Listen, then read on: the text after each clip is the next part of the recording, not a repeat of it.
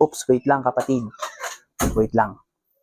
Bago matapos ang araw na to, dapat magpasalamat tayo sa Lord. Alam mo kung bakit? Kasi ngayon yung araw na nagsasama-sama tayo kasama ang buong pamilya na nagpupuri at nagsasamba sa Lord. Diba? Ito yung pagkakataon, lalo sa panahon natin ngayon, sa henerasyon natin ngayon. Ito yung araw, yung kada linggo na pahinga na ibinigay ng bawat kumpanya, ng bawat tao, desisyon nila na palaging araw ng linggo magsimba at magpuri, magpasalamat sa lahat ng blessing. Huwag nating hayaan na sirain ng kaaway yung ating pamilya. Tandaan nyo na blessing ng Lord dyan. Siyempre, kaya tayo niya binigyan ng sariling pamilya dahil inuna natin siya at siya naman ang nagbigay ng pamilya, ng pagmamahal ng pamilya para sa atin.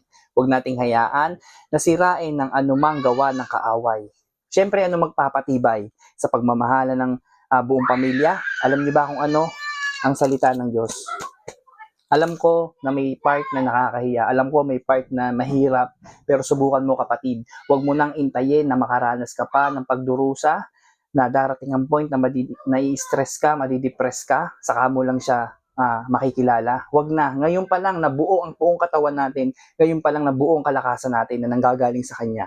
Ngayon pa lang kilalanin na natin siya bilang ating tagapagligtas at tagapagbigay ng blessing. So God bless mga kapatid.